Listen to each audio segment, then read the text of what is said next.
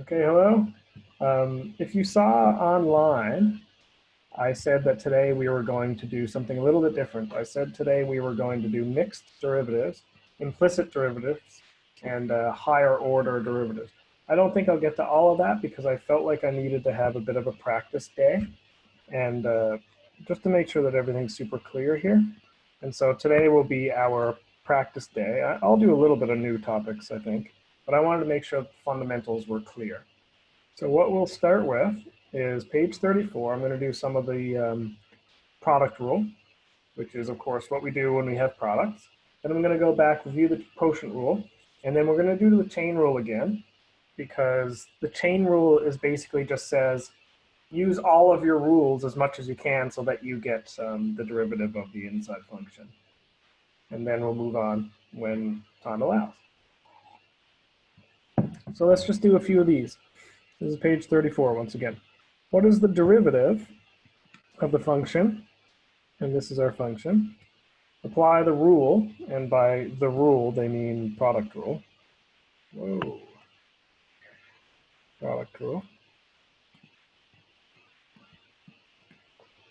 You do not need to simplify. So very simple actually. First function, second function. All you need to do is do the product rule. Does someone remember what the product rule is? Derivative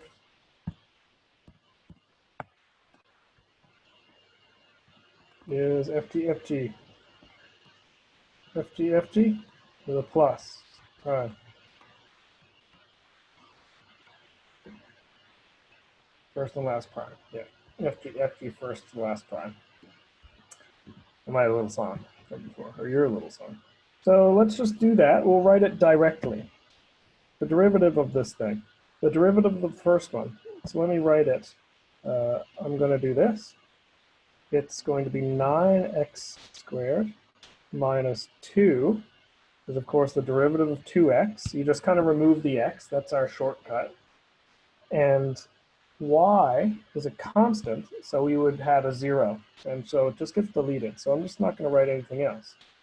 That's our f prime. G stays the same, so I'm not going to write it in a special color.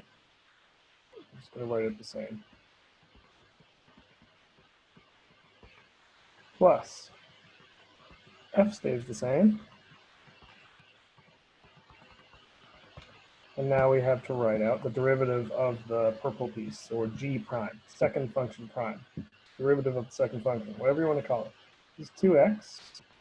5 is the derivative of 5 is 0, so we don't write it.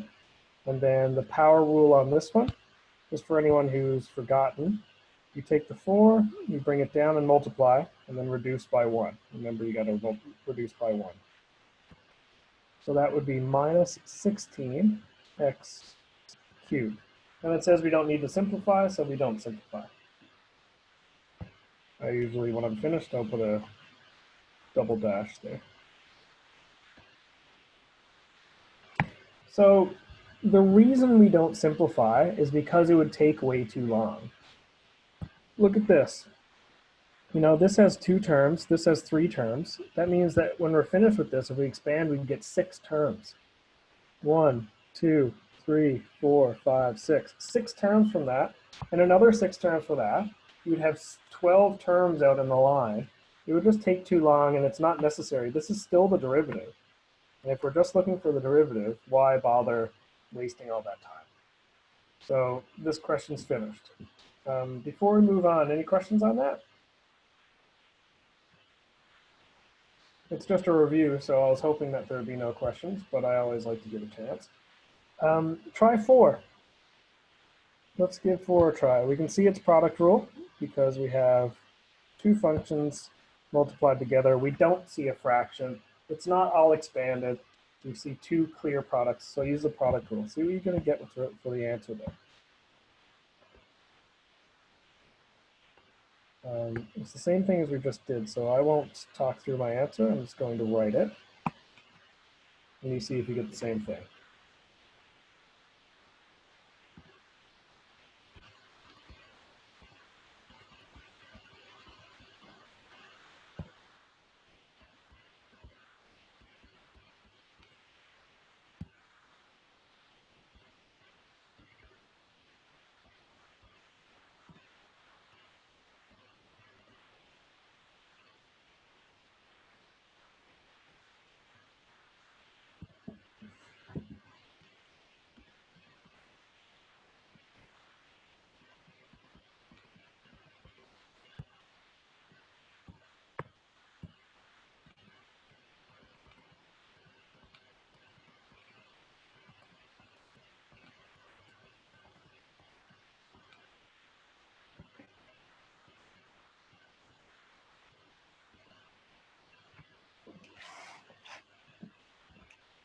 This is what I got.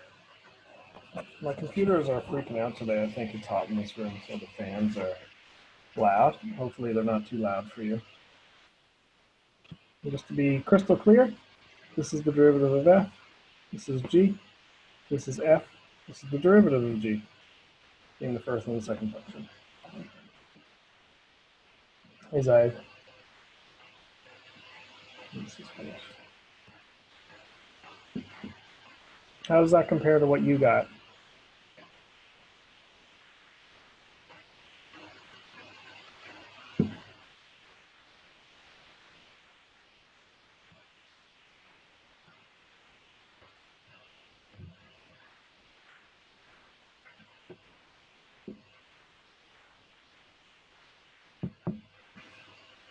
It does say simplify.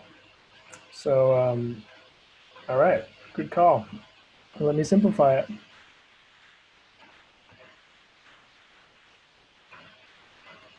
Put some space here. Okay, so the simplifying begins. First, I'm going to multiply this by everything.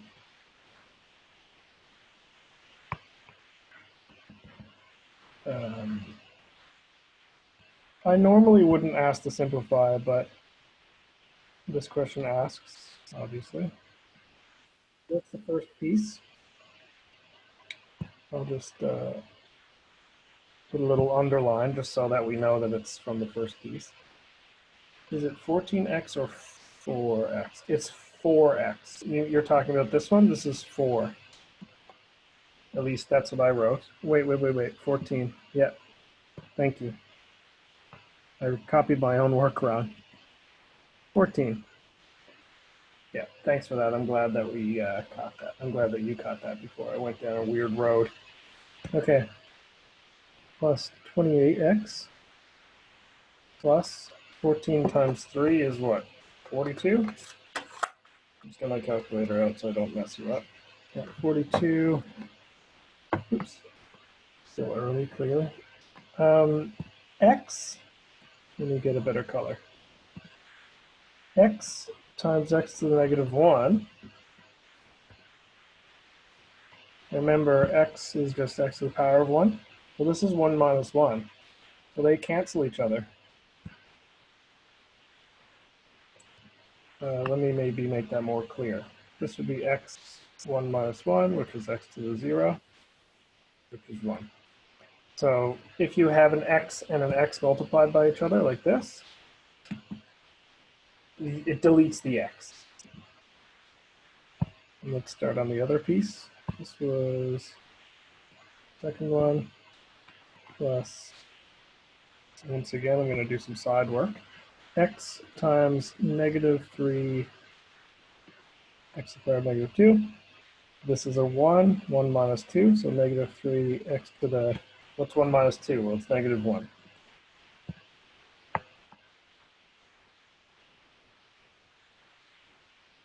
Plus, or minus 21, and that's a 2 and a 2 once again. What's 2 minus 2? It's 0, so it gets deleted. So that one's a little bit trickier because of the powers, but I think you can handle it. What I should have done maybe is brought that back down as a fraction, because x to the power of negative 1 is 1 over x, and maybe done it that way, but it's all the same, it's all similar. So let's see what we can combine here. We have constants. Let's see. 2, 42, and 21. We also have 3x to the power of negative 1, negative 3 to the power of x negative 1. Those are going to cancel. And then we have 28x. So my final answer is this. 2 plus 42 minus 21 is this. So Mohammed, you said you can delete the factors. Which, you mean the ones that I wrote down here? Did I do what you were talking about? The 3x, yeah. So the terms. So factors are when we can pull them out as a common factor, and they usually end up outside of a bracket. these are just called terms. Each one of this is a term. If we can pull it out of a bracket, pull it out and leave it on the outside of a bracket, it's a common factor. That's when we call it a factor. That's why I was confused. But yeah, I think 28 plus 23 seems good. So thanks for mentioning that, Mohammed. We haven't done much of that simplifying, but this is how you would do it. I think, yeah, we got everything done. And I think the reason that it chose to have us simplify was because there was only a single term over here, so we didn't have quite as much work to do. And there was only 2 numbers inside these brackets, and so it didn't take too long. If there was 3 inside, what I mean by that is if you look up here, look, you have 2 terms times 3 terms, 3 terms times 2 terms. That gets huge. It takes too long. I don't want to have to worry about simplifying if it's that long. All right, let's keep it moving. Let's keep this train a rolling, shall we? And unless you have a question, which of course always stop me and let me know. I'm not offended by that at all. So in question 5, we've seen this question many times. I actually haven't done that many, but I've talked about it many times. It says, what is the slope of the curve representing this function at the point -1 and 121? So this is an x value and a y value.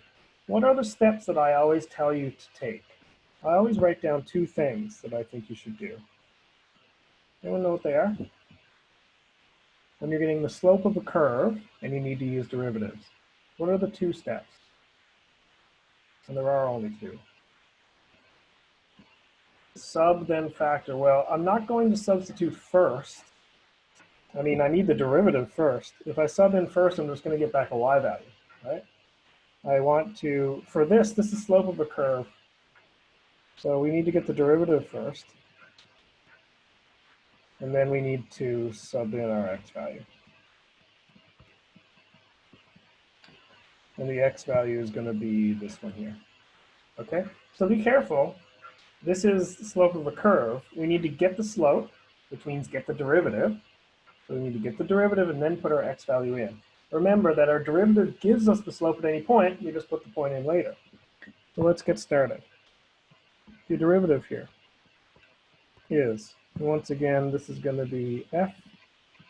This is going to be g. Get the derivative. Well, let me make one final note. Remember the product rule. fg, fg. First and last are prime.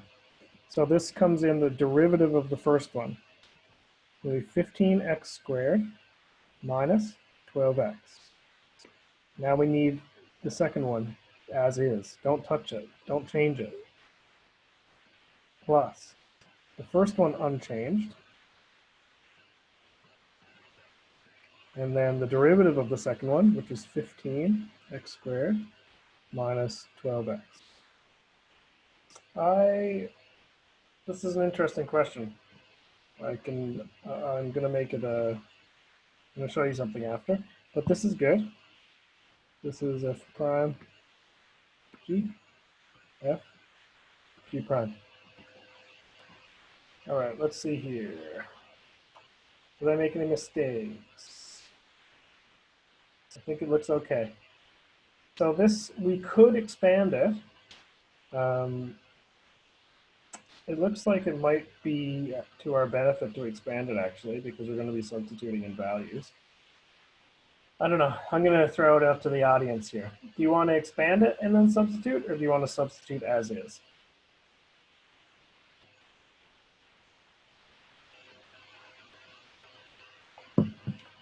Yeah, it doesn't matter. It'll give the same answer. I think for this case, I'm going to expand it. And the reason for that is because I can see that a lot of the terms are the same. So there's many similar terms, and it'll probably give us a nice small function. So let's see what happens. Let's expand this. So first things first, multiply, multiply, multiply, multiply. So that'll give us, it's 15 times 5. 75 x to the power 5 minus 15 times 6. I might regret expanding this later, but I don't think it'll take as long as it seems. 60x to the power of 4 plus 12 times 6 is 72. And now I'm going to work on the following one. This is, well, actually, this is going to be identical. I can just look at these terms. You can work it out, of course, by hand. But I can see that we're going to get the exact same terms. Minus 5 times 12 again is minus 60. 15 times 6, once again, is 90. We have 6 times 12, which is 72. So it's actually not a coincidence that those are the same. It's because of the question being given. They're identical. The things in the brackets are the same when we started. Look, this is the same as this. They're identical. Same function. That's why we got the same function twice. So we're going to simplify. What do we have? 75 or 150. That's our 5. That's these covered. We have, let's get our powers of 4. Negative 90 minus 60 minus 60 minus 90 minus 300. X to the power of 4. So I've covered off this one, this one, this one, and this one. The only ones that are left are the 72. We have 2 of them, so it's 144. Okay, so that's my step 1 finished. I want to be clear, we didn't have to expand that. If that takes you a long time, if expanding stuff like that you find difficult, or sorry, not difficult, but if you're not super strong with the algebra, I would probably leave it, leave the brackets, and just let it be, okay? Because if you mess with it too much, you might end up getting the wrong answer. But this is the end of the first step. So that was step 1. Let's start step 2. I'm going to take that function, and we're going to put in the x value. So when x equals, what's our x value here? Let's look around. I can see that it's this one up here. It's -1. Let me color code it so that you don't lose it. When x equals 1, we're taking it from the beginning.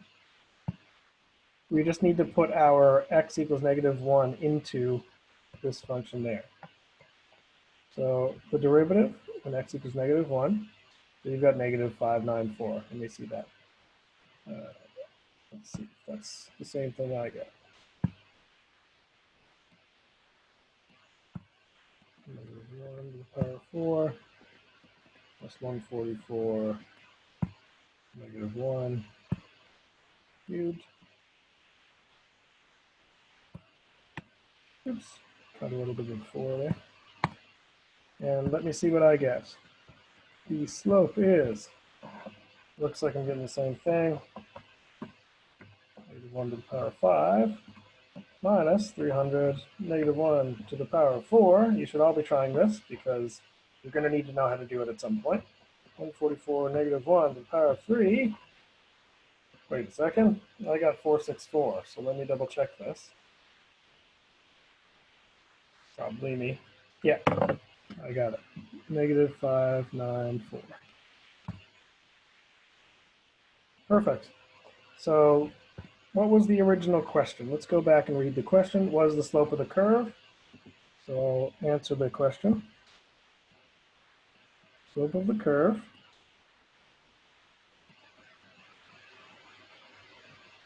when x equals -1, or slope of the function, sorry, at the point -1, 121 is -594. And so what that means is whatever this function is, whatever it looks like, the slope at that point is very steep in the negative direction, -594. So what I'm going to do, as usual, is I want to get the derivative. Thank you. Sorry, I want to graph it, not get the derivative.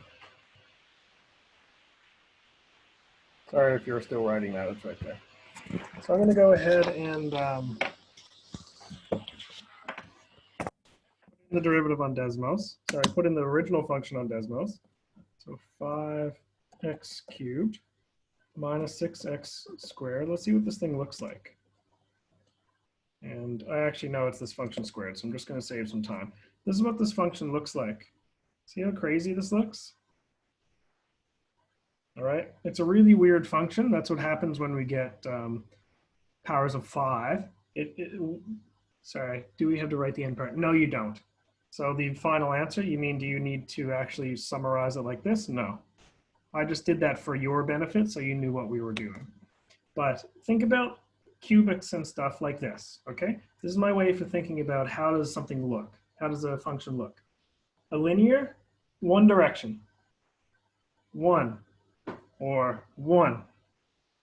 A quadratic, which is a power 2, has 2 directions. Down, up, so that's 2, or up, down.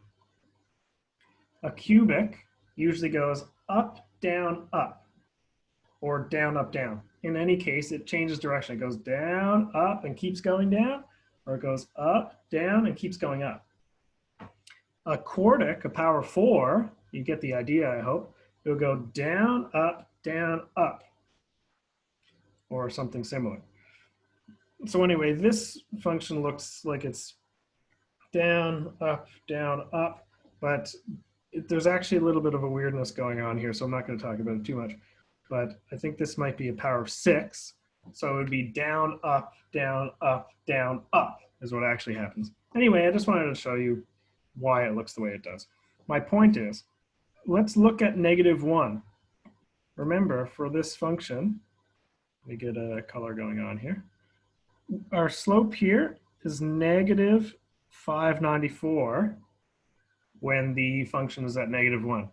So down -1, look at this. I'm looking at -1 here.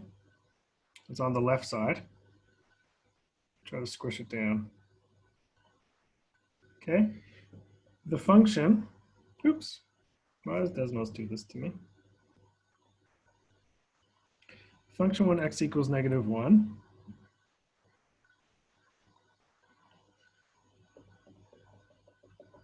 When x is -1, it's exactly what we thought it was going to be. It's very, very, very steep in the negative direction. So our derivative, -594, is that super steep slope at that point. Okay, so that is the whole point of these derivatives. It tells us the slope. If we had put in x equals 1, we would have got a tiny slope. In fact, we can do that very easily. 150 minus 300 plus 144. The slope would have been -6. So it would have been very, very, very tiny, this tiny little baby slope. But if we put in something like x equals 2 or x equals 0, if you put in x equals 0, it has 0 slope, which makes sense actually, because if you look at this function, you go in and look at 0, it's flat. I hope you're following what I'm saying. I'm just saying the derivative function that we got, we could have put in any x. We just want to know how steep it is at that point. We want to know what the hill looks like. Is it flat? Is it steep like this? Is it steep like this? That's what the derivative tells us. It tells us everything we want to know about curves, or everything you didn't want to know about curves. All right, so that's the big idea here. That's why I want you to make some sense of this. It helps you understand what the question is. So when it says, what is the slope of the curve? You're like, hey, the slope of the curve, that's given by the derivative. So let's just get the derivative and put the number in. And then we have the slope. Okay, I think I've talked about that enough. Shall we move on to the quotient rule? I know we've done the quotient rule already. I want to do more on the quotient rule. Have I lost you? Are you still alive? Anybody? Anybody out there? Alive. Okay, good. Not falling back asleep. Don't fall asleep. So, this is the quotient rule.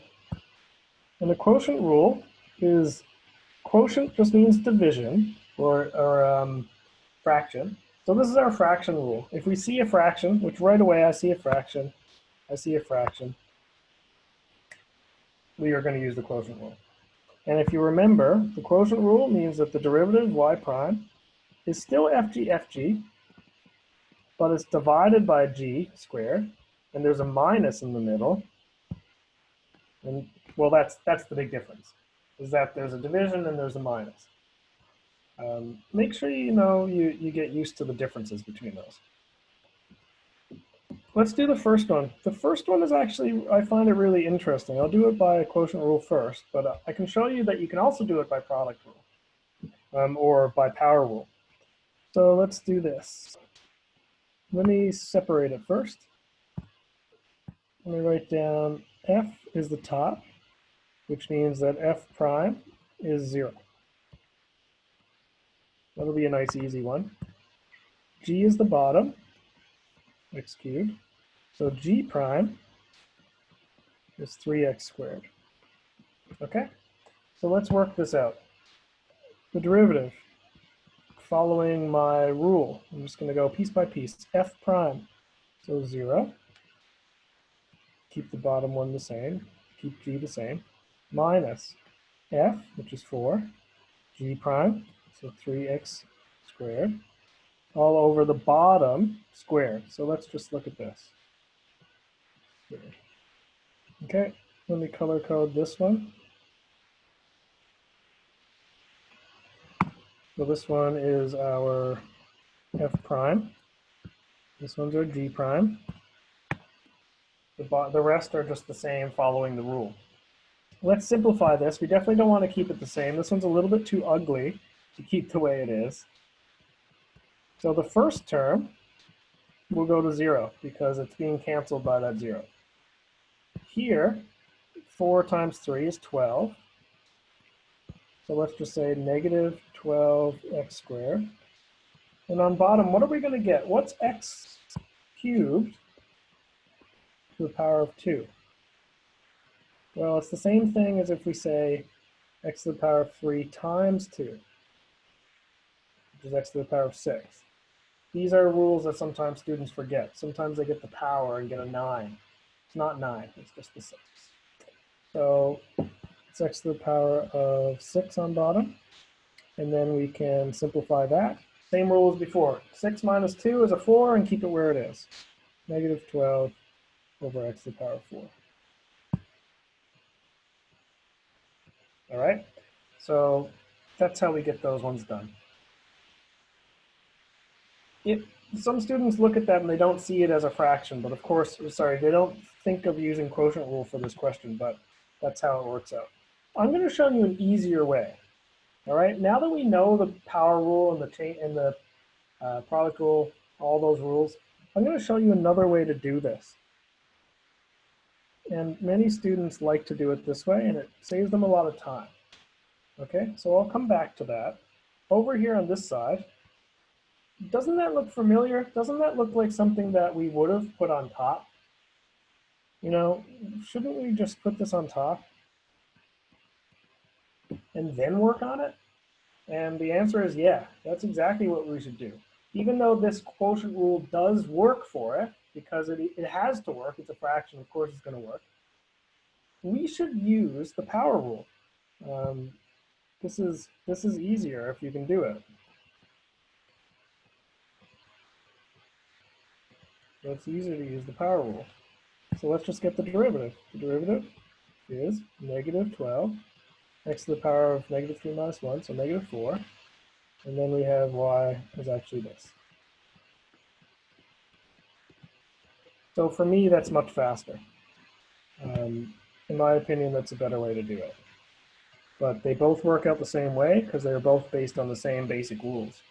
It's both the derivative. Pretty neat, huh? And we can actually use that rule for complicated expressions as well. But for now, we'll just keep it like it is.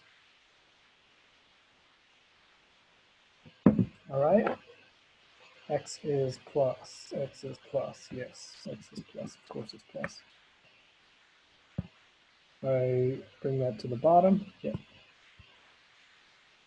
Thank you. Sometimes I get caught up in thinking about certain things and I miss the little things. I'm glad you're awake. Maybe I was just testing you. 1 second.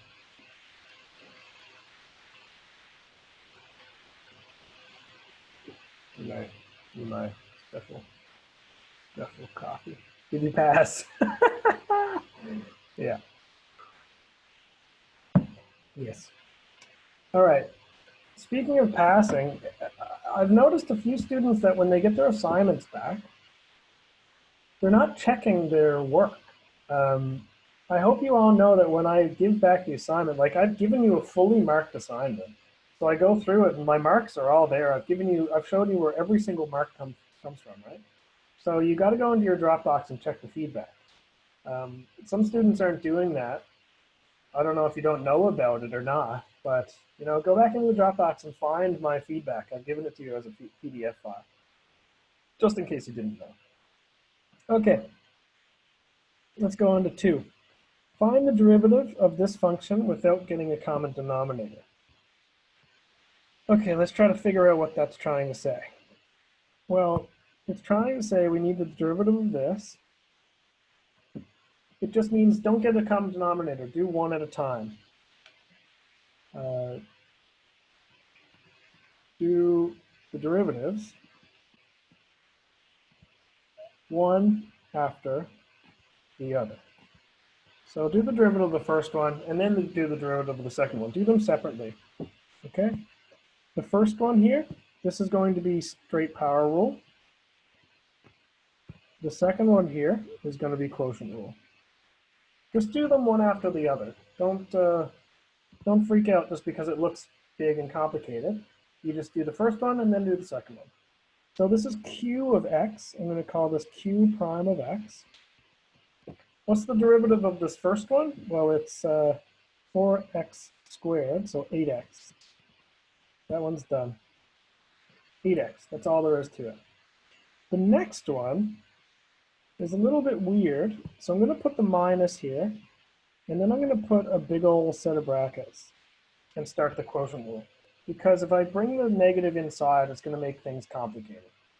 So once I've got that, I'm going to do my quotient rule. So once again, let me write out what the quotient rule is, because some students forget. F prime g minus fg prime over g squared. So what's f prime?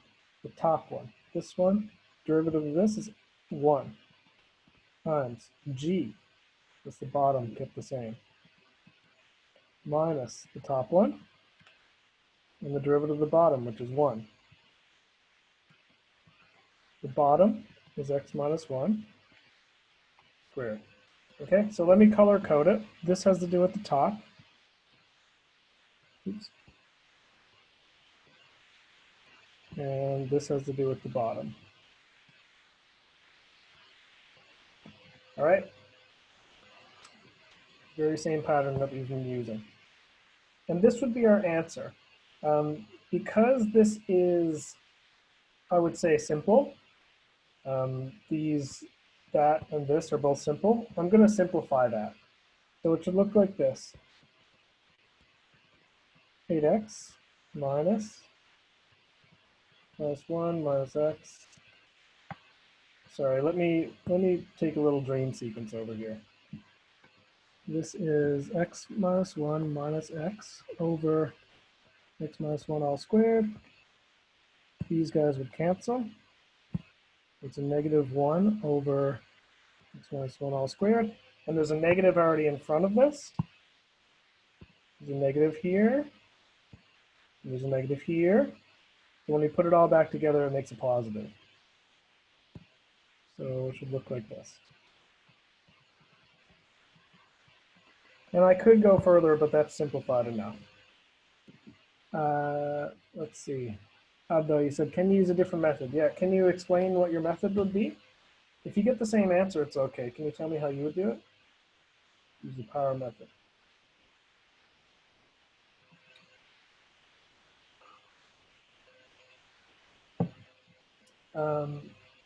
How do you, I'm not sure what you mean when you say use the power method with 2 of them.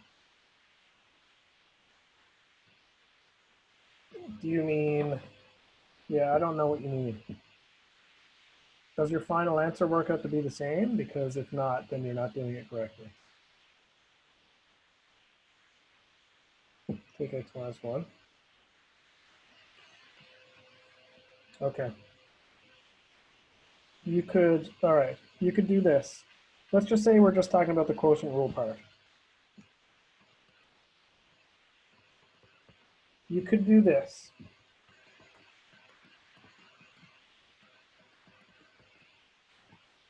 But then you would have to use product rule.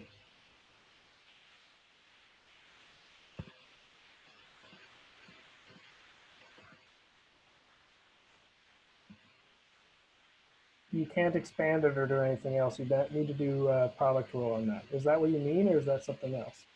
Or maybe you meant, yeah, this is what you're talking about? Yeah, so we could do product rule on this. Let's just ignore the minus for now.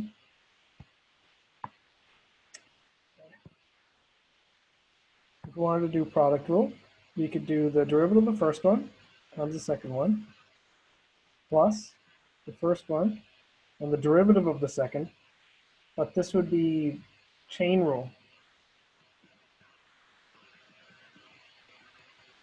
So it would look like this, which I don't think you're making your life much easier by doing that. But if you want to do it that way, it would look like this. I don't think that's much easier.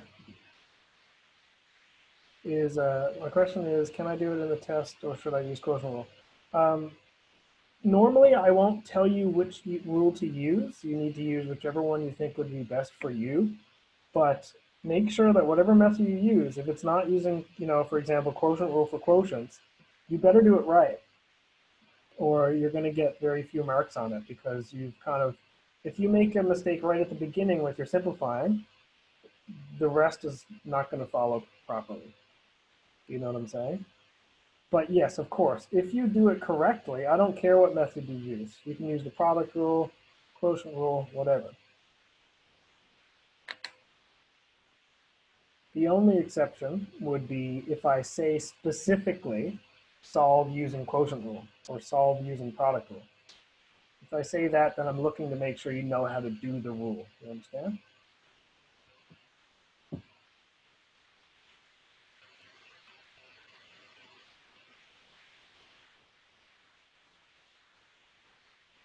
Okay. So you're saying you have your own way to do it, then quotient rule. That's fine. What I'd like you to do, if you get a chance, though, is later just do it out your way and then maybe send me a picture. So then I can make sure that it's okay. But of course, there are many ways to do this. If you have another way that is the same answer, go ahead. Not a problem. Okay? Not a problem at all. In some cases, it's very simple to change it to the product rule. Yeah, no problem. So let's move ahead. Given this, what is dxy? What is dxy? Well, this just means derivative of y. And we use the word with respect to x. It just means that we want the derivative of that function, and x is our variable that we're going to get the slope of. Or x is the variable that we're doing the rules on. So this is still quotient rule. Let's just do it quickly here. So derivative of the top is 4x minus 5. Keep the bottom the same.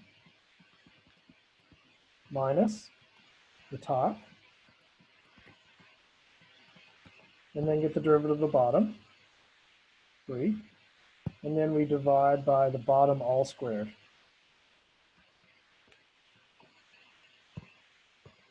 You don't need to simplify that. If you want to, you can, but I recommend you just keep it.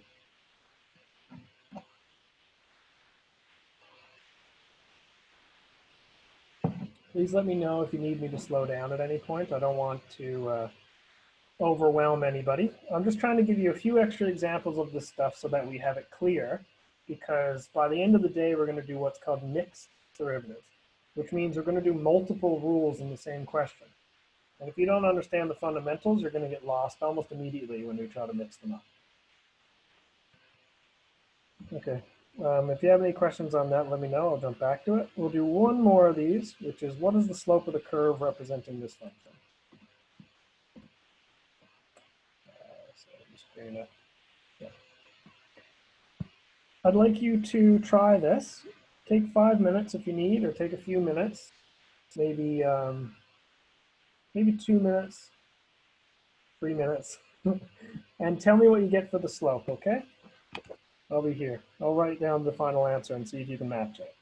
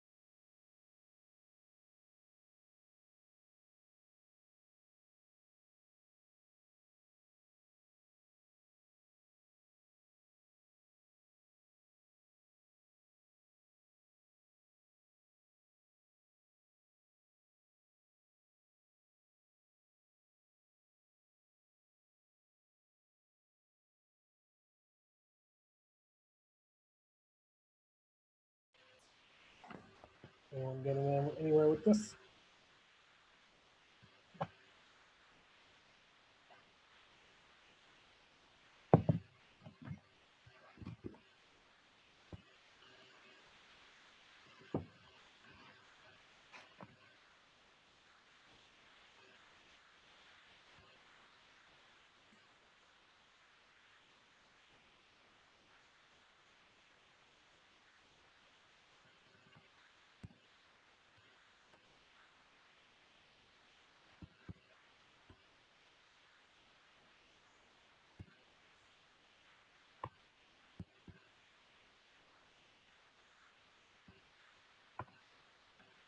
Not sure, but I got 51.18. 51.18. That might be a brackets issue. So, well, first things first, Ibrahim, did you get the same derivative as I did?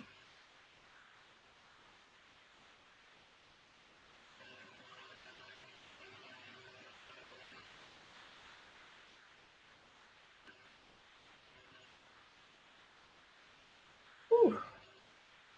627 over 7. Let me check mine. First of all, when the x equals 2 part, I want to make sure that everyone's getting that correctly. So I'm just going to put that in as a red. And you can see exactly how I do my brackets.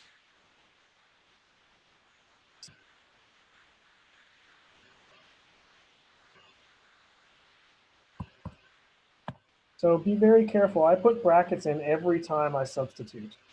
And Ibrahim, if you got the derivative correct, that means that it must be a substituting thing. I'm going to go ahead and try this myself, putting this in on the brackets. Let me see here. So let's try this. Might take all day. Bracket 6, bracket 2, plus 1. Close the brackets. It's kind of a bracket game. 1 minus 4, put the brackets.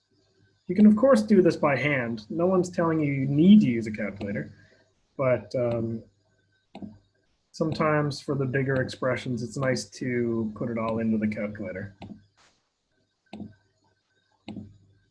I didn't need the brackets for that too. Open the brackets, -4, close the brackets, and we have 1 minus 4 outside of our 2 squared.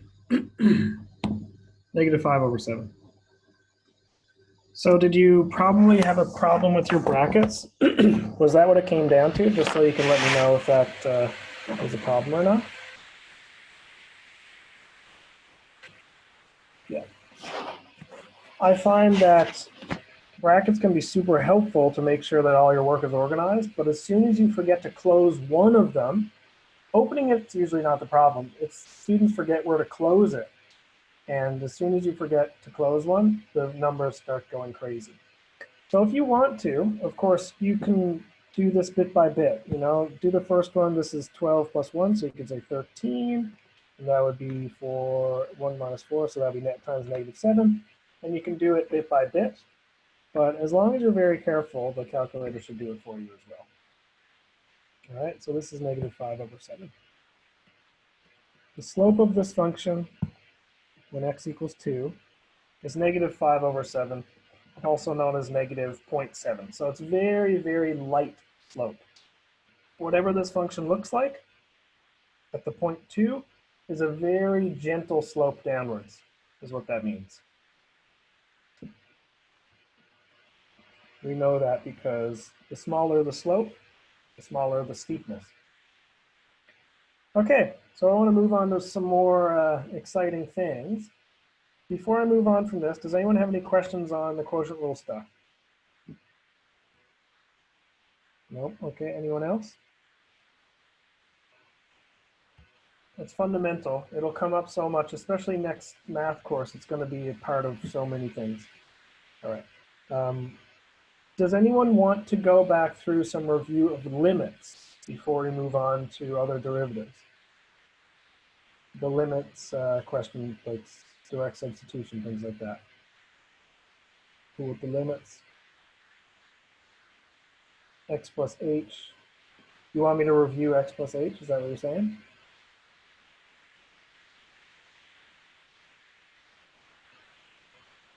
One question. Okay, I can do that. So what I'll do is, let me see. I'll just scoot back up. Limits weren't actually that long ago, believe it or not. Let me find a good question. Delta process. Okay, I don't think we did this one. This is page 31. And the question was, using the delta process, or also known as the definition of the derivative, find the derivative of the following. So right now, we know, looking at this, we already have the tools to do it quickly. So our answer should be 2x minus 2. So when we finish this question, we're going to get 2x minus 2, which, looking back on it, it's nice to have the shortcuts. But let's do it manually, okay?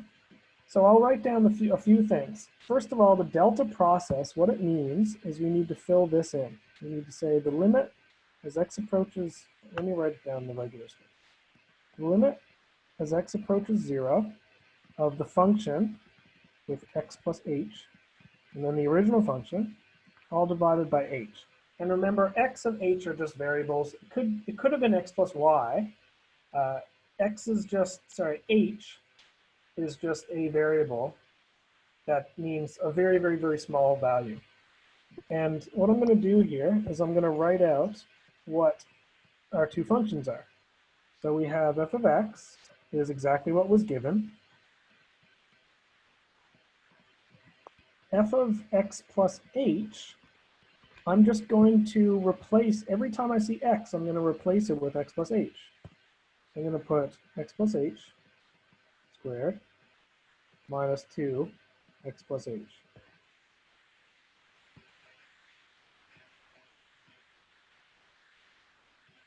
Okay.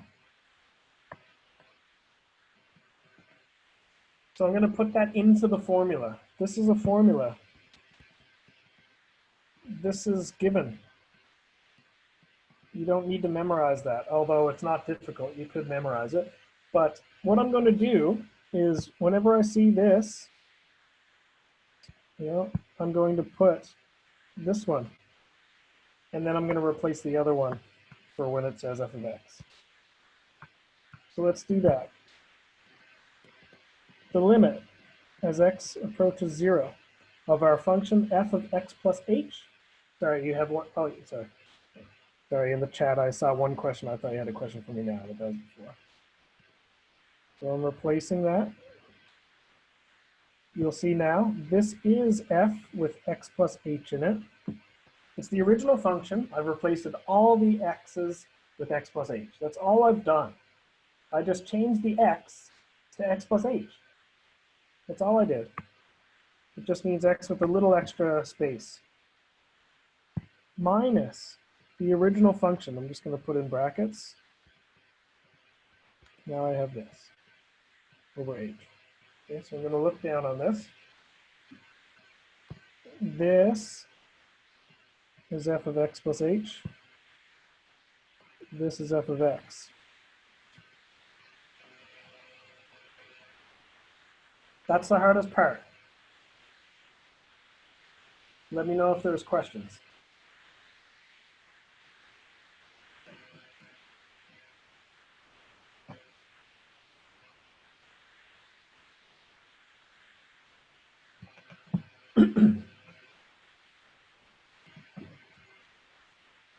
Are other questions?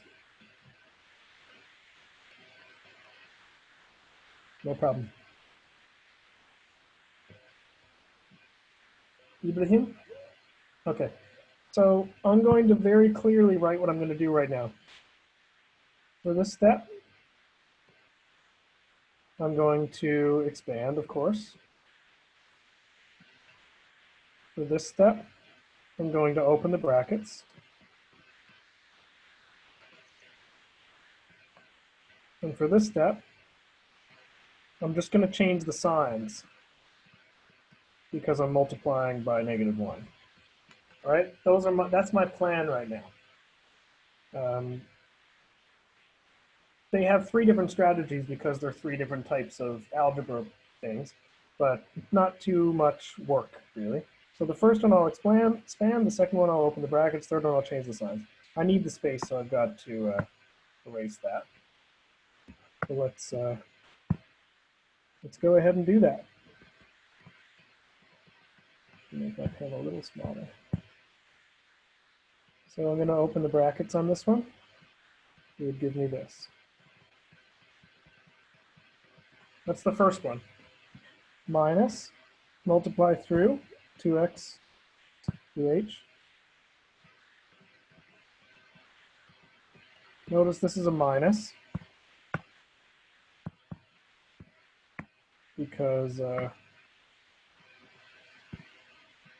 there's a minus in front.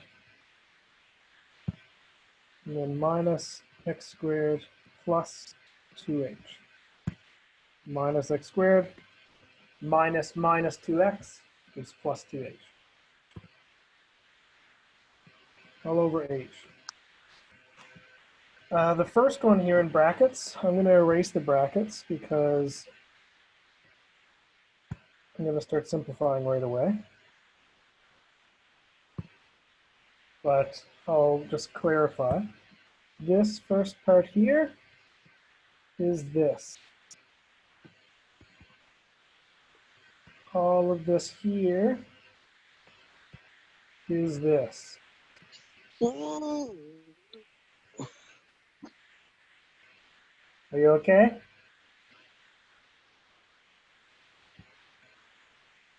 All of this here is this. Okay. Let's start canceling things. 2x, positive 2x. That's all I can do. I'm going to move down 1, and I'm going to start pulling the h outside, common factor. I can see that there's h's in common, so h outside of 2x plus h minus 2 over h. Now I can cancel once again. Common factor, h and h. That means I can now do the limit as h approaches 0 of 2x plus h minus 2. As the limit, as h goes to 0, this term is going to go to 0. So my final answer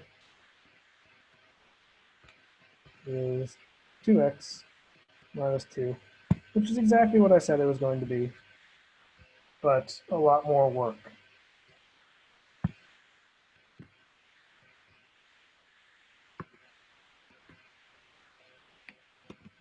Questions?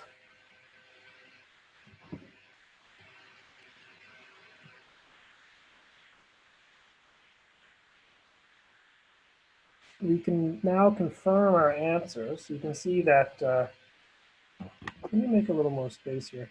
But we can see that the answer needs to be correct because we know how to get derivatives now, in short. We know how to use the product rule. So you can always check your work for the delta process. I'm never going to give you anything that you can't check yourself.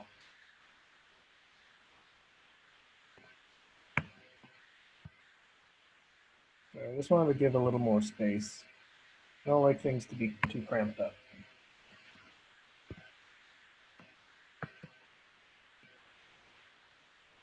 All right, I'd like to jump back in and try to do some chain rule stuff, but I don't want to move on unless we're comfortable.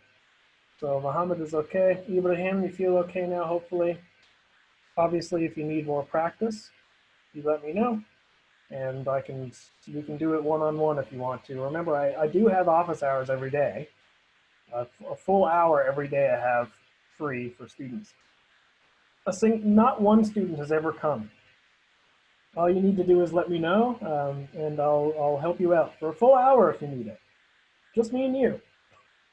But it's up to you. My office hour schedule is on D2L.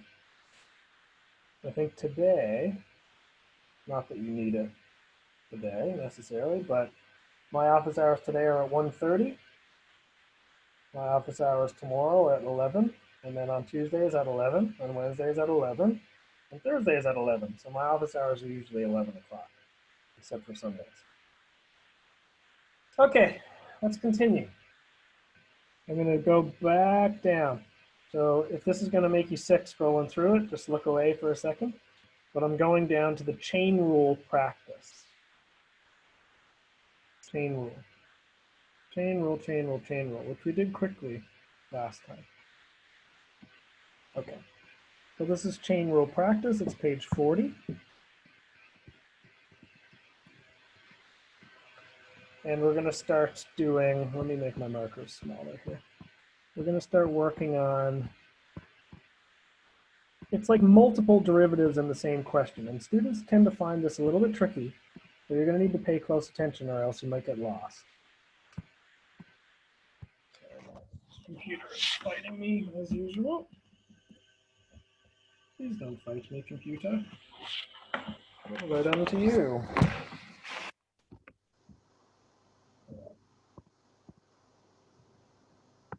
Something weird's going on, but we'll get through.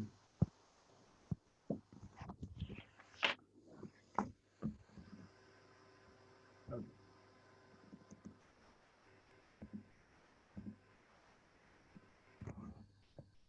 Sorry, I just need to get this working again.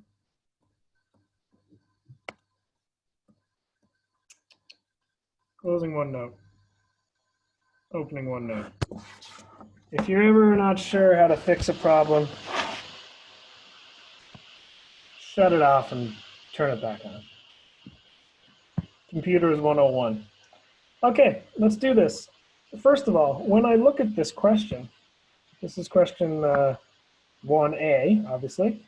What rule am I going to use? Is it going to be power rule, product rule, quotient rule, chain rule? How do you know? How do you know which rule to use? Quotient, yes. Quotient rule. But the problem is, on bottom, I have a power of 4. So that's a big problem, actually, because it's not just 1 over something on bottom. The derivative of the bottom is going to need a power rule, a chain rule thing going on. So definitely bring it up to the top. So the first thing we're going to do is simplify. We want to bring that up. It would be crazy to do product rule. Sorry. It would be crazy to do quotient rule on this. We don't want to do quotient rule. We want to use chain rule. And the reason for that is because if we try to do quotient rule, it's just going to get really big and messy and overly difficult. So I'll simplify first. It's always best to try to get power form.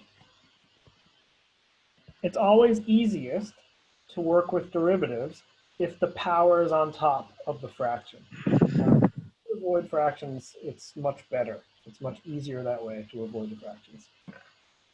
So now let's start to do the derivative. R prime.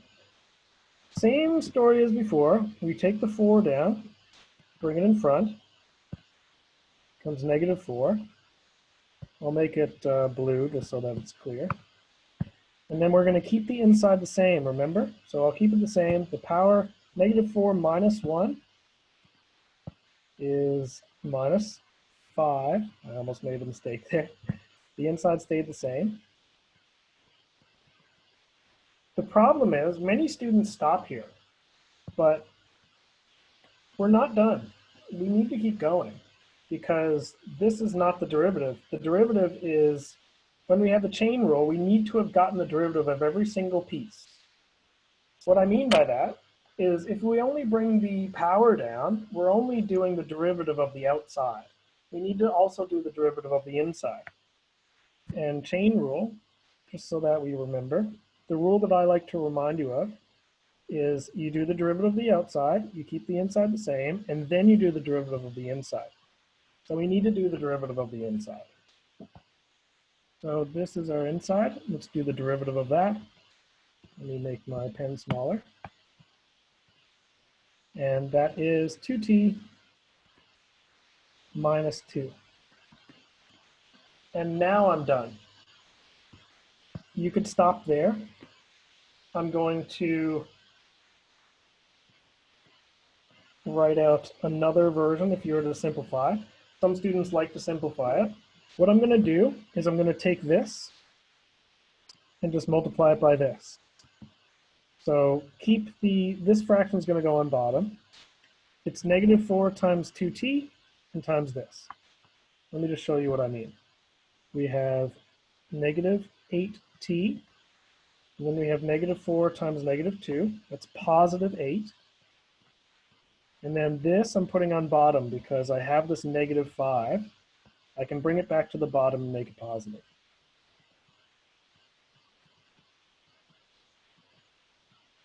Which is a much nicer version of the answer, but not required. You don't need to do that. That's why I put or. So most students know, at least students who have had me for physics, you'll know that if I put or, it means that the first answer was perfectly fine, or some students would prefer to write it the second way. It's up to you which way you give it to me, okay? But I prefer the last one because it's much nicer to look at something like that, but this is okay as well. That's what I mean when I say or. Both of them get full marks. Any questions on that? Okay, Ibrahim, so you said repeat. Which part of it would you like me to repeat?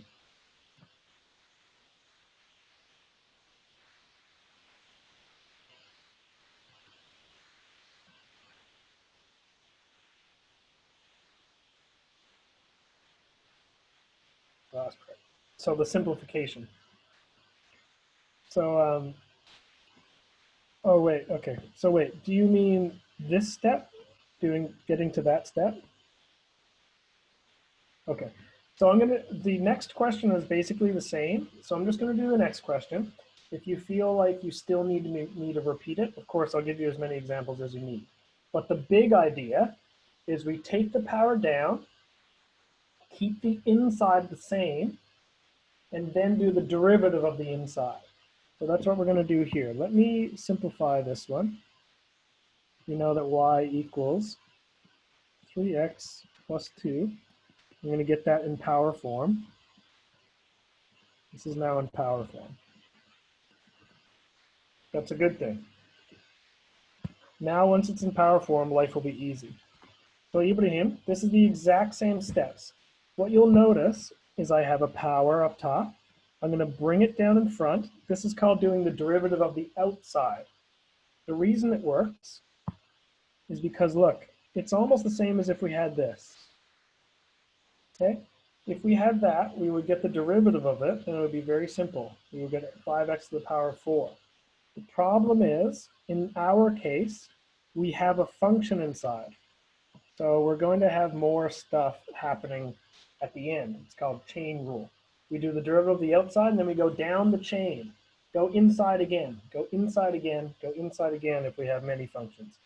Just, I'll show you. The 1 over 5 comes down. Keep the inside the same. Subtract 1 from the power. What's 1 over 5 minus 1? Well, the shortcut I said before was take 1 minus 5. That gives what? Negative 4. And that's what's on top. So it's negative 4 over 5. Take 1 minus the denominator, numerator minus the denominator. That'll be your top number. That's how it works for derivatives. It always works. So once again, if you take 1 minus the, you have 1 over 5. You have 1 over 5. Take 1 minus 5, that gives negative 4. And so you can say negative 4 over 5. Negative 4 here is just this. It's just a shortcut. You don't need to do it. And then I need to get the derivative of the inside. So once again, the derivative of this inside here. What's the derivative? What's the derivative of 3x plus 2? It's 3. And then I should probably simplify that. So I'm going to say or y prime is, and I'm going to multiply this and this together. That's 3 over 5. Okay, so let's see. There's a 3 on top, there's a 5 on bottom, and this is how the brackets would simplify. I'll take it piece by piece. 3 on top, 5 on bottom. This fraction, because it's a minus, becomes positive and comes down to the bottom. It's okay, Mohammed. We are doing a mixed practice at the end before 9:30, but if you're feeling okay so far, you won't miss too much. I'm only going to do one new topic at the end, really.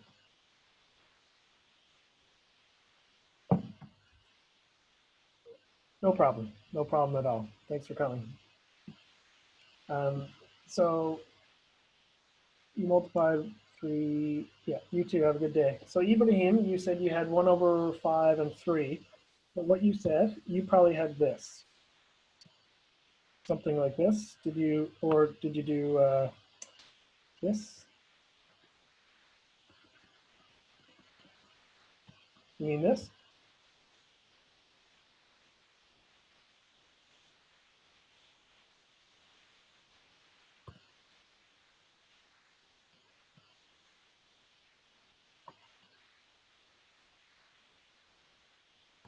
So you had, sorry. How did it erase like this? Okay. There's many ways to write this. They're all the same. You could even say 3 over 5 over this. But that's not as good. Either way, yes. So Ibrahim, I said, as soon as I say or, anything after that is optional.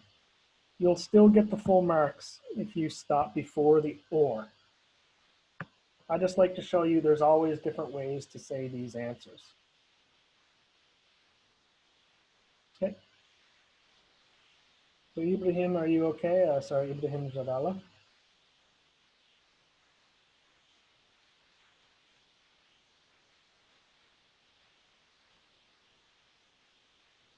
Okay. Let me know if we need to go through more. This will get more and more clear the more we do. So I'm going to do, let's see, some interesting ones. Slope of the tangent line to the curve. Okay, we just need the slope of the tangent line, which means get the derivative. So it wants the derivative of this one. So let's do this one. This will be very fast. Y prime.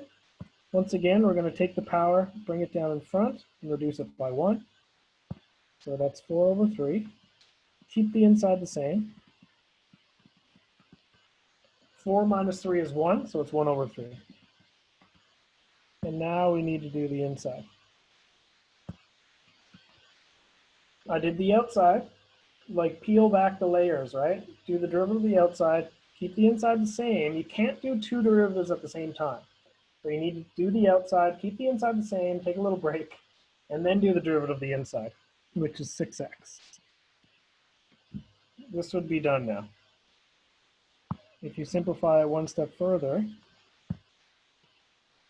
you would want to have, all you need to do is say 4 over 3 times 6. What's 4 over 3 times 6? Well, it's just 8. Sorry, 4 over 3 times 6? Yeah, 8.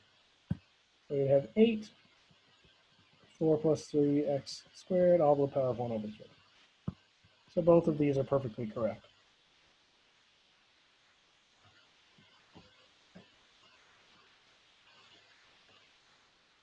Any questions on this so far?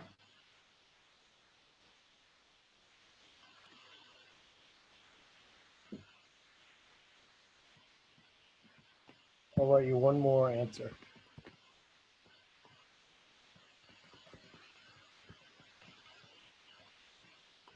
They all mean the same thing. 8x. 8x. Yes. I'm so happy that you are here to help me. X. X. Yes. At least someone's awake. I'm still working on getting there. It's been a long few days. Notice that normally when the questions given were given a point, there's no point given. So when it says slope of the tangent line, we just start getting the derivative and we finish there. That's probably enough for the practice. They're all similar. I'd like to move on to a different type of question if you don't mind. Are you okay with that if we move on? Yeah. There's one, number 5, a little scary looking. So I just want to show you that it's not as scary as it looks. In this case, we're going to do chain rule. In this case, we're going to do another chain rule. In this case, it's just going to come out to 0. Okay? So number 5, and then we'll jump ahead and we're going to do a little bit of mixed practice and we'll be done for the day. So I'm going to do one big step. What is the derivative of this? Well, I'm just going to say, well, I'll write it the way it's written. The derivative with respect to x of our function. This just means the derivative. Don't worry too much about the terminology. That just means the same thing. It's the derivative of our composite function. The derivative is, let's see, we've got to bring the 3 down in front, bring it down, keep the inside the same, reduce the power by 1, and then get the derivative of the inside. Remember, we need the derivative of this too. You can't just leave something without getting the derivative. When you're finished, every single piece of the question should have gotten the derivative. So we don't leave any insides without being derived. That's the first one. Plus, bring the 2 down. And this one, multiply it by the one that's already there. 4, keep the inside the same, get the derivative of the inside. Remember the derivative of this piece. It's 2x, once again. That's plus 0. The derivative of a constant is 0.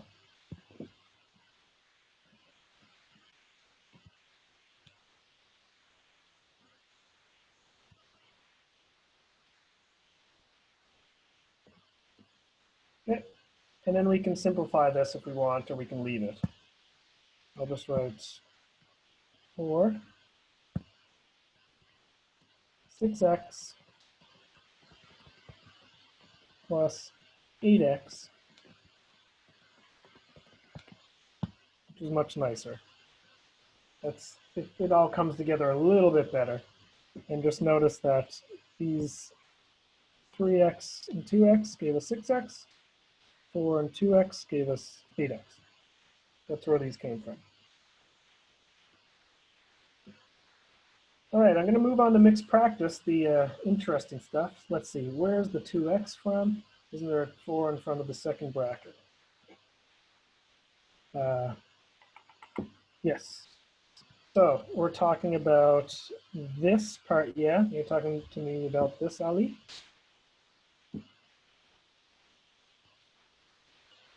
You're talking to me about this then? So which 4? 4 times 2x.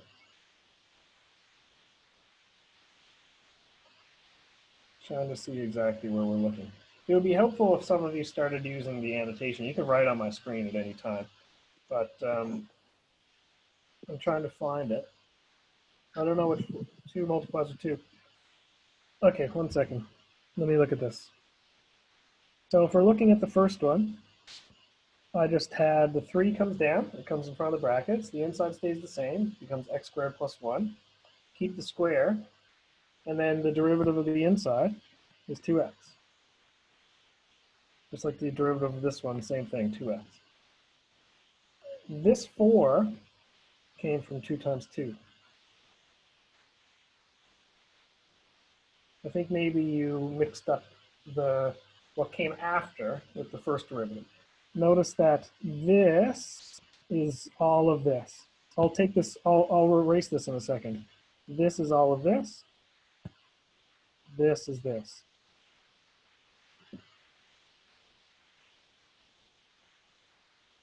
Yeah? Okay. You got to just take it piece by piece. It looks very big and complicated if you take it all at once, but if you go piece by piece, you end up getting these big expressions that are actually really easy to get. It might not seem easy, but they're easier, much easier than some of the topics we've done. Okay, I'm going to assume that we're doing okay. No one's yelling at me so far, which is nice. I like it when no one yells at me. And I'm going to move down to mixed derivatives, which is the next page, page 42. All mixed derivatives means is that we have a mix of strategies. Sometimes you have chain rule and product rule, or chain rule and quotient rule. So it says, in practice, finding a derivative will often involve applying some combination of the above rules. So let's look at these, see if they don't freak us out. Okay, so for this first example, I look at this. We're going to need to do a few things. We're going to need to do chain rule and quotient rule.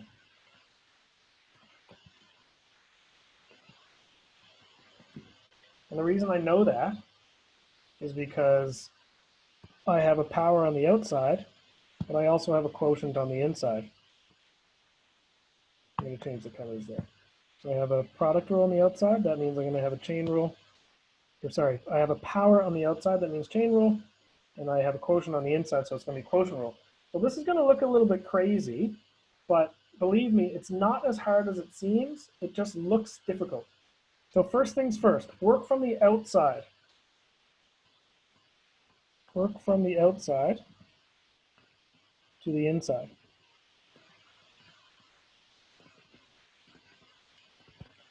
So first things first, just take the outside.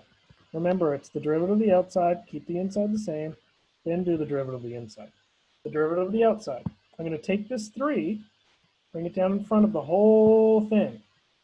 That's all I do. Keep the inside the same. And reduce the power by 1. I've got to do a little bit more after this, but that's the first step. How do we feel about this so far? Just the power rule of the outside. Leave it. Bring it down, make it a 3, reduce it by 1, make it a 2, keep the inside the same. And now we're going to get the derivative of this. So imagine you had this to begin with. This is where we do our quotient rule. That's what it means by chain rule. Do the outside and then we do the inside. So I'm going to make one big bracket. I'm going to use a big square bracket. And then I'm going to use my quotient rule. If you forget what your quotient rule is, remember f prime g minus f g prime over g squared. So this is why I wanted to review it so that we're all clear. So f prime, the top derivative, 3x squared plus 4x. Keep the bottom the same. Minus the top as it is.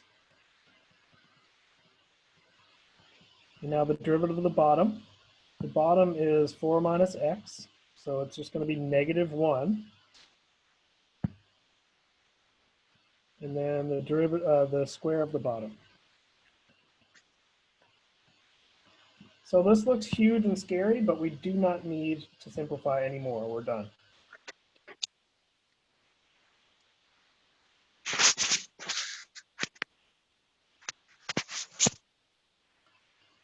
How's that?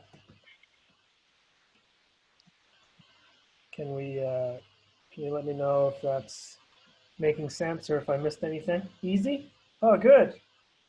What I love about this topic is you can make these giant expressions that are actually not that hard to get. And it makes you look real fancy. You like show your parents or something, you're like, hey, look what I did today. And they're like, I don't even know what that is. And you're like, yeah, I know you don't. It's like that kind of math that people scribble on the board in like Big Bang Theory or something. Usually it's just this stuff. All right, let's do another one. The other one looks terrifying, but again, if you know what we're doing, if you know the pieces, it's not so bad. So I'll leave that there for now. The second piece, we have 2 pieces once again. We have a product on the inside, but we have a power on the outside. If you have a mix like that, you're going to have to do chain rule. Chain rule on everything. Going to have to try and get the derivative of the outside and then get the derivative of the inside. So let's take a look. Let's start the derivative, f prime. We have the outside. I'm going to bring that down, 11. And once you've brought the power down, everything inside stays the same. Do not touch it. So in the inside here, I'm going to rewrite it in black. X minus 7, x cubed, 14 plus x squared. And I just reduce the power by 1. Remember, it's just as if it was an x. So bring it down, make it 11 in front, keep the inside x, make it a 10. We'd normally be done. But now we need to do the derivative of the inside, which we've just done, and you told me it was easy. We just need to get the derivative of this, and that's the product rule. The reason I'm going to use giant square brackets is because it makes sure that we keep our parts of our question separate. So now we have this part, we're going to multiply it by the inside. So what's the derivative of the inside? Well, once again, we have f and g. And our product rule is fg, fg, first, last prime. Let's see if I can get through this without losing you, or losing my own mind. The derivative of the first one is 1 minus 21x squared. So that's the derivative of this one, right there. Keep the second one the same, plus the first one as it is, get the derivative of the second one. Oops. And I think I've done that without making a mistake, which is like some sort of miracle. First one, derivative. Second one, derivative. I'm not going to keep those there because I don't want to confuse you, but I will write out just briefly what each thing is. F prime g, f g prime. Of course, you don't need to write out all the extra notes that I'm writing. You just write the answer. But all of my extra notes in the pencil, I like to put those in there so that you don't get lost.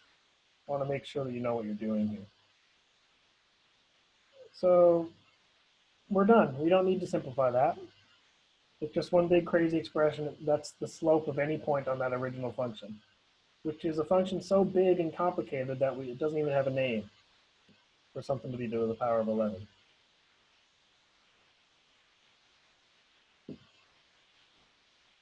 So can I get an idea of how we're feeling here on a scale of 1 to 10? Will I get a question like this on a test and assignment and tell us to expand? Absolutely not. I would never, ever, ever get you to expand that. Something to the power of 10 means you need to multiply things out like on itself 10 times. It makes no sense. It would be insanity. It doesn't matter what level of university you are, you'd never be asked to expand something that big. Okay, let me see. I'll probably do 2 more and we'll finish. I'll just do to the end of this mixed practice. So this one is really terrifying, actually. Oops, not this one. This one looks insane. C. But we need to just take a moment to look at it and see if we can figure out what we would have to do. This is probably the hardest question in the course in terms of it being complicated. It's not difficult. It's just got a lot of things going on. So this is definitely a challenge. Let's see. First of all, I can definitely see that there's a quotient. I can definitely see that there's a product. And actually, that's probably it. It's quotient and product. The top is a product. The bottom means that there's a quotient. So FG, then quotient. Yeah. The problem is, if we look at it in the big picture, when we look at it, it's a quotient. And then if we look at the pieces, it's a product. So let me try to break it up this way. The big picture is that it's a quotient.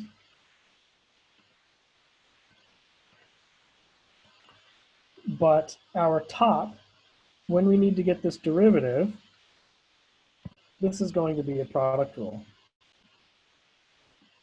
Because our top, our top here is obviously a big product. To get the derivative of that, we need to do the product rule. So it's going to be a little bit tricky. It's going to get huge. It's going to take up this whole space. But let's just make sure that we're clear. It might be a good idea to write out on the side what each thing is, okay? I'm going to write out on the side here what each piece is. You don't need to do this, but I think it's a very good idea. So the top is F, because I think otherwise I would end up we would get a little bit lost. So this is the top.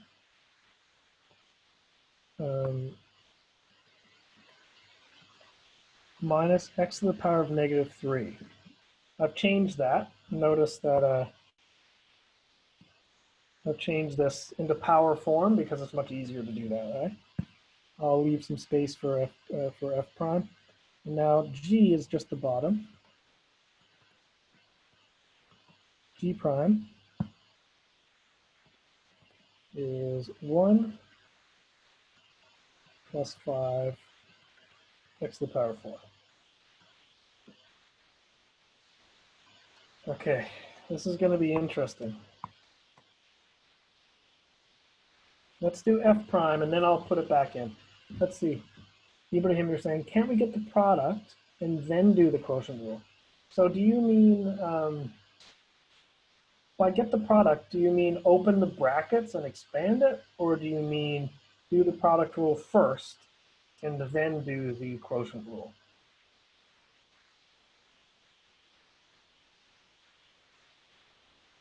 The problem is you can't just do the derivative of the top and then take that answer and do the derivative of everything, because these things have rules, right? You could, you would have to, trying to figure out what I'm trying to say.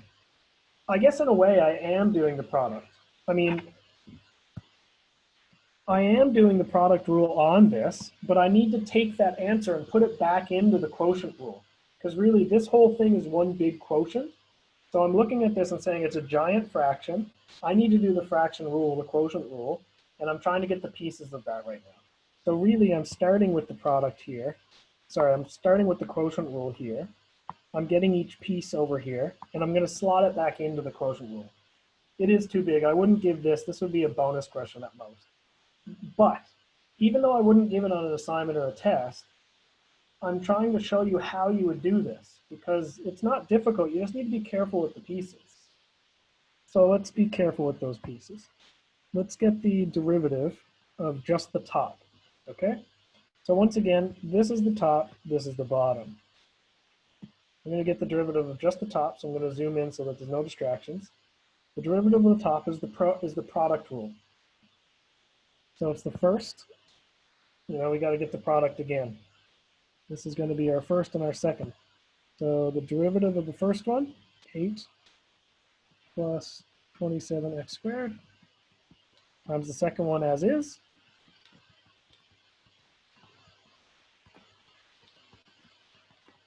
plus the first one,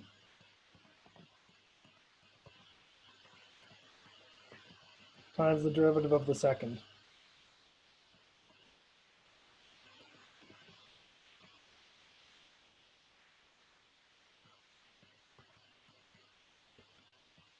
Okay. We had to do a product rule inside of the quotient rule. So you see how this is insanity. Yeah, you say it's easy to get a mistake in such a large question. I agree. I probably wouldn't give you one quite so large. This is a special type.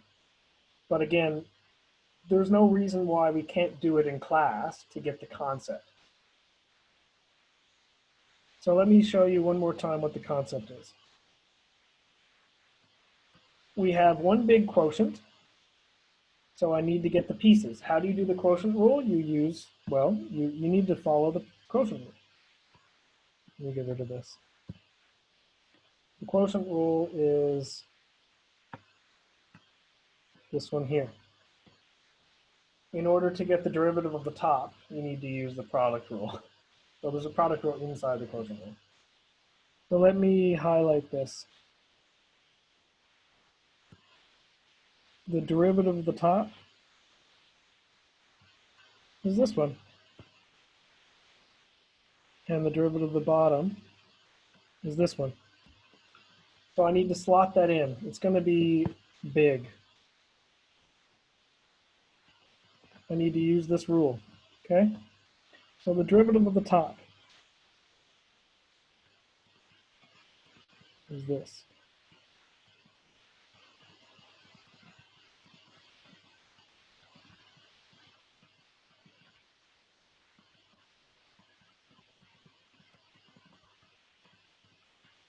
This is the biggest question in the course, and no, I wouldn't ask it on a test.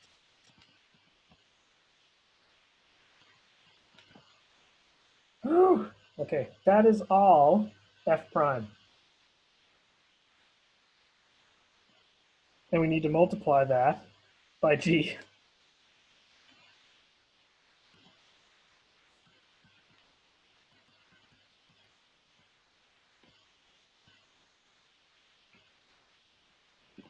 Okay, that's just this first piece done. I know it's big. Obviously, I know that it's big. That example is even bigger than this one. So that's the first piece. I'm going to subtract the second piece, which is f g prime. So f I'm going to write under. I'm going to have to break math notation here for a second to fit it. That's f. This is g prime. All over. I'm just breaking math right now. I'm not usually allowed to do that, but we don't have a choice. All over g squared.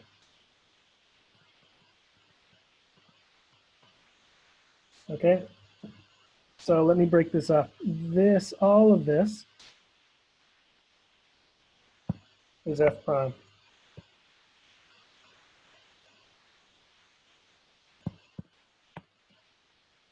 And then I have my final product. Okay. Okay. She's a bit big,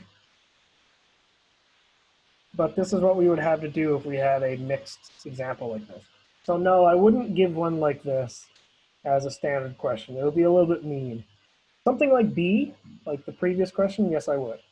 But this, for something like this, there's just too much going on. If I was to give it, I would give it as an assignment that you'd be able to take home and work on for a while. I feel silly asking, but any questions?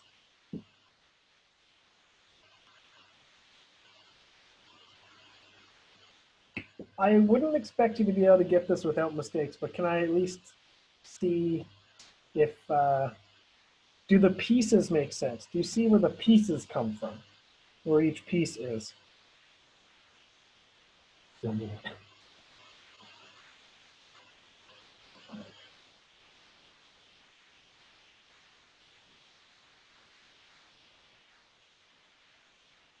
right, I'm just gonna take this as a general yes.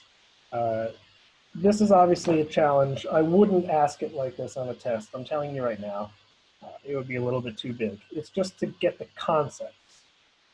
All right, the last thing we'll do is this final example, and we'll be done. We'll finish there for the day, okay? Because it's been a bit of a heavy class at this point. Let's do the slope of this next question at x equals 1. So let's rewind. Pretend we didn't do that question. I don't want to have you all flustered. If I say find the slope of the function, what are my 2 steps? I ask you to find the slope. What are my 2 steps if I'm asking to find the slope? 2 simple steps.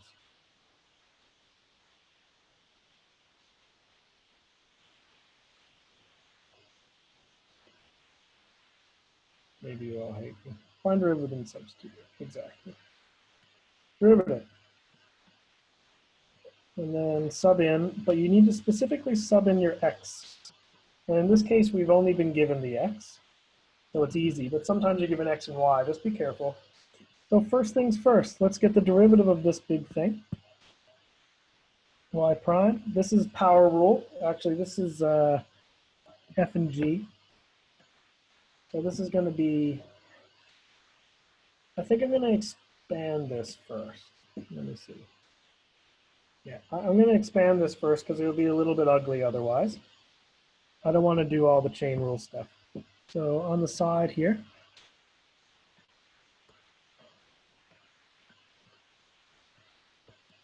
squared 2x squared to the power of 3. Let me see here.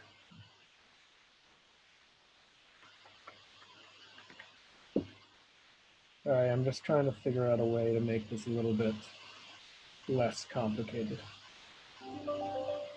This is needlessly tricky.